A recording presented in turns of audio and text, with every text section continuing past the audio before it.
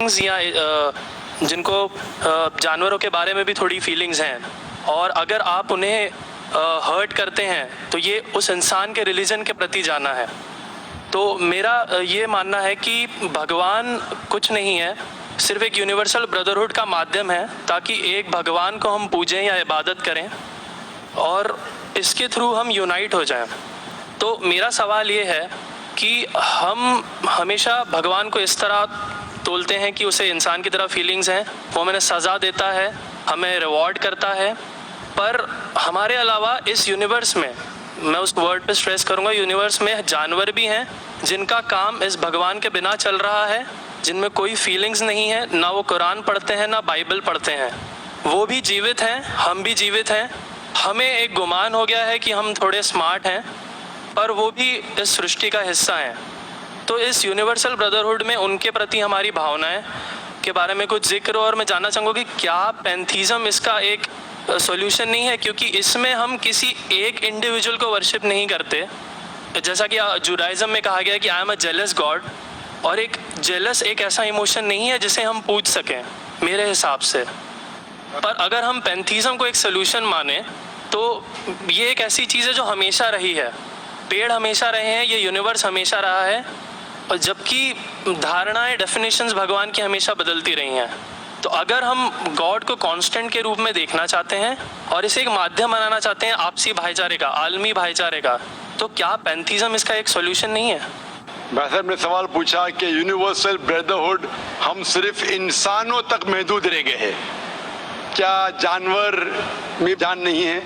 اور یہ بھگوان کو ہم نے خود بنایا تاکہ عالمی بھائی چارہ رہے، لیکن کیا پینتھیزم اس کا سلوشن نہیں ہے کہ بھگوان کو ہم دوسرے روپ میں دیکھیں؟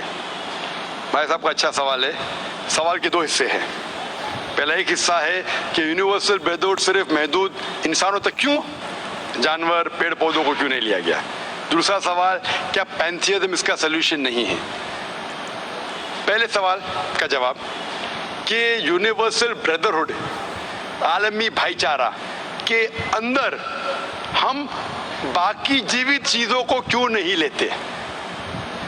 اگر لیں گے تو جینا ہی ممکن نہیں ہے.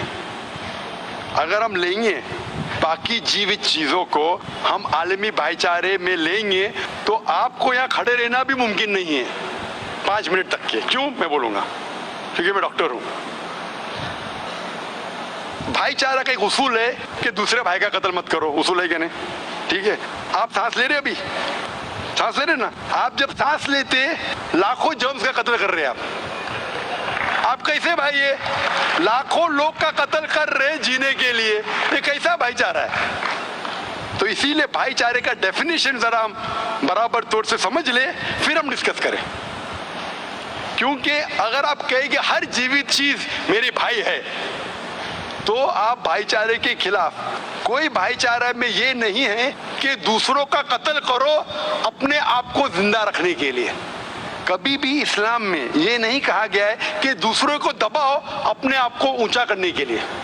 اور میں اللہ کے رسول کی ایک مثال دوں گا آپ کو.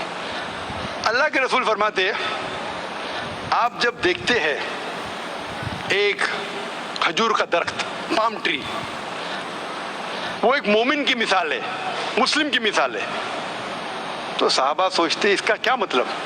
کیوں ایک کھجور کا درخت، پام ٹری کو مسلم کہہ رہے؟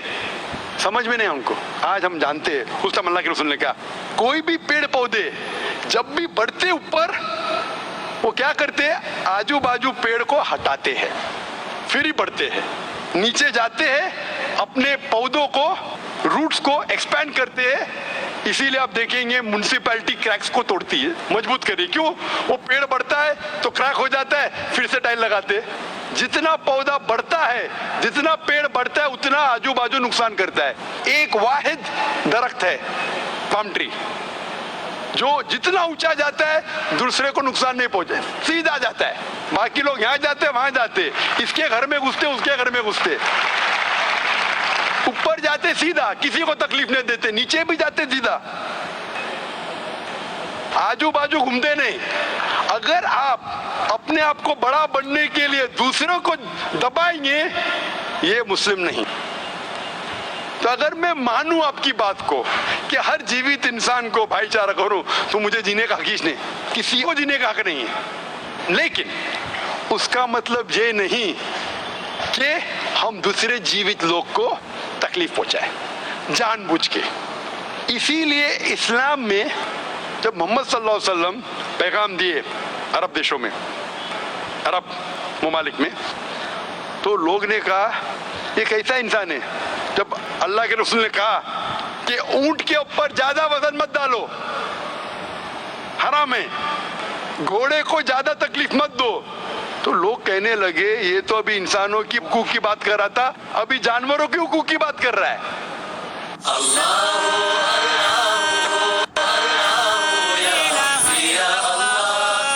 اللہ کے رسول فرماتے جب ایک شخص آگ اگاتا، مجھے آگ کو بجھاؤ، کیوں؟ ادھر چیٹیاں مر رہے ہیں.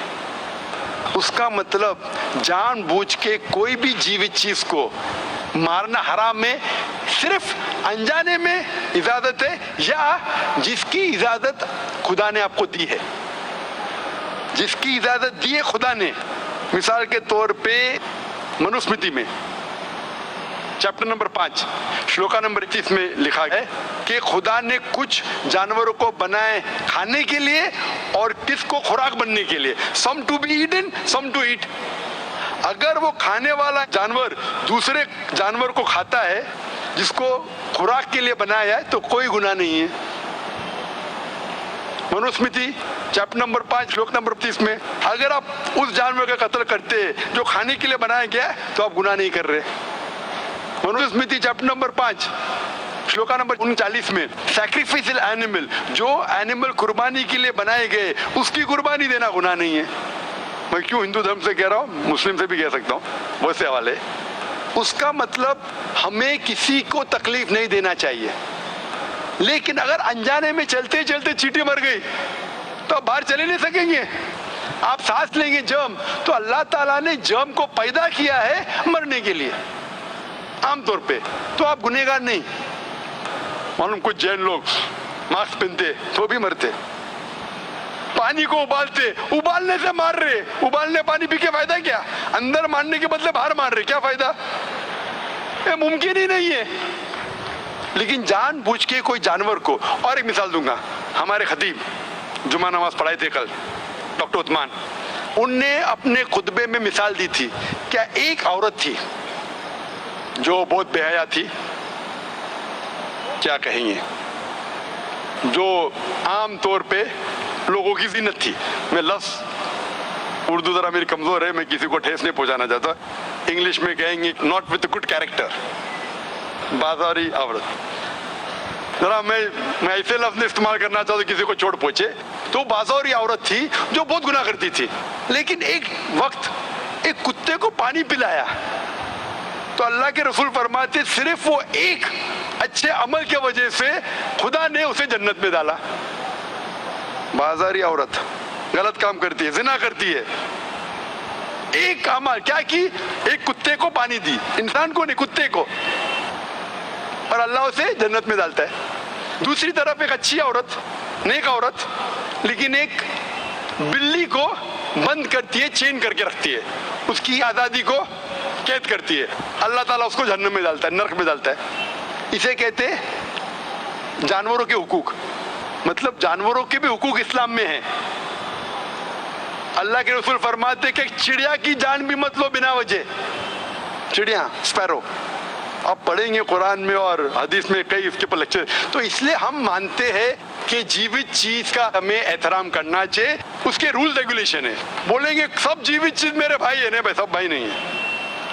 ابھی کچھ لوگ اتنا کرتے، کتے کے پیچھے ہر مہینے لاکھ روپیہ خرچہ کرتے.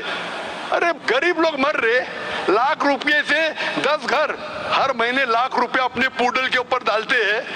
لاکھ روپے سے کم از کم 10 گھر تو چلیں گے نا مہینے، 20 گھر چلیں گے بمبئی میں، ہاں کہ نہیں؟ وہ 20 گھر کو سنبھالو نا، ایک پوڈل کو سنبھال رہے. یہ کدھر کا اسلام ہے؟ ٹھیک ہے جانور کی قدر کرو، اتنا قدر مت کرو کہ اس کے ہاتھ میں چین ڈالو سونے کی، یہ کرو، یہ کھانا لے کے آؤ. کھانا لے کے آتے لاکھ روپے کا، آپ سمجھ رہے نا؟ تو اتنا مت اسراف کرو. इस्लाम के अंदर सिखाया गया है कि भाईचारा जो मैंने जिक्र किया, बट जानवरों को भी देखो और उसके साथ अच्छा बर्ताव करो, बिना वजह किसी जानवर का कत्ल मत करो। ये आपका सवाल था। आपका दूसरा सवाल इसके अंदर जवाब हो गया। आप कहते हैं कि पैंथियज्म, सबको खुदा मानना इसका जवाब है। उसका जवाब में कहा था, हमारे भाई जो अवतार सिंह थे ना, उसने कहा था पैंथियज्म, सब कुछ खुदा है, सब कुछ खुदा है। इससे क्या होता है कि सब कुछ खुदा है, मतलब अगर आप सबको खुदा मानते, चोर को भी खुदा मानते, डाकू को भी खुदा मानते, खुदा का मतलब उसका कहना मानना, बराबर के नहीं, उसकी इज्जत करना, उसकी इबादत करना, वो जो कहता है उसकी बात मानना। तो आप अगर वो चोर को खुदा बोलेंगे, वो बोलेगा चोरी को, तो आप चोरी करना शुरू करेंगे। वो बलात्कार करने वाला कहेंगे आपसे, आप उसको खुदा बोलेंगे, चल भाई बलात्कार कर, आप करेंगे? करेंगे? तो इसी तरह ये इलॉजिकल है। खुदा एक है और सिर्फ उसकी इबादत करना चाहिए। और ये जो फिलॉसफी है, ये फिलॉसफी जो आप बोल रहे किधर से आई? इसे कहते हैं एंथ्रोपोमॉर्फिज्म। क्या कहते हैं? एंथ्रोपोमॉर्फिज्म, मतलब गॉड ने हर चीज की शक्ल हासिल की। और इसके अंदर एक फिलॉसफी है कि खुदा इतना पाक, इतना नेक, वो जानता नहीं कि किस तरीके से इंसान को तकलीफ होती है। और ये एंथ्रोपोमॉर्फिज्म जो फिलॉसफी है, खुदा अलग अलग चीज में शामिल होते हैं। और कई मजहब, इस्लाम के अलावा कोई मजहब कहता है कि खुदा एक बार इंसान का रूप हासिल किया, कुछ मजहब कहते हैं अनेक बार। और उनकी लॉजिक है कि खुदा इतना पाक, इतना नेक, इतना महान, उसे पता नहीं इंसान की तकलीफ क्या है, इंसान को किस चीज का बुरा लगता है। इतना नेक, इतने पाक, इंसान को दर्द कैसा होता है, इंसान को तकलीफ कैसा होती है। तो ये खुदा जो नेक और पाक है, जानने के लिए इंसान के उसूल क्या होना चाहिए, वो इंसान का रूप धारण करते हैं। ये फिलॉसफी है एंथ्रोपोमॉर्फिज्म की। ऊपर से लगता है बहुत लॉजिकल है, खुदा इतना नेक, इतना पाक, इतना दयालु, वो जानता नहीं बेचारे इंसानों की क्या तकलीफ है, क्या मजबूरी है, क्या मुश्किलात है। तो इंसान का रूप धारण किया लिखने के लिए, क्या इंसान के लिए अच्छा है बुरा है। ऊपर से देखें तो बहुत अच्छा लगता है, लेकिन तहकीक करेंगे मंतिक से तो एकदम ही गलत। मिसाल के तौर पे, अगर मैंने एक डीवीडी प्लेयर बनाया, डीवीडी प्लेयर, क्या मुझे जरूरी है कि मैं डीवीडी प्लेयर बनूं ये जानने के लिए डीवीडी प्लेयर के लिए क्या अच्छा है क्या बुरा है? जरूरी है? नहीं। मैं एक इंस्ट्रक्शन मैन्युअल लिखूंगा कि डीवीडी प्लेयर को प्ले करने के लिए डीवीडी डालो, प्ले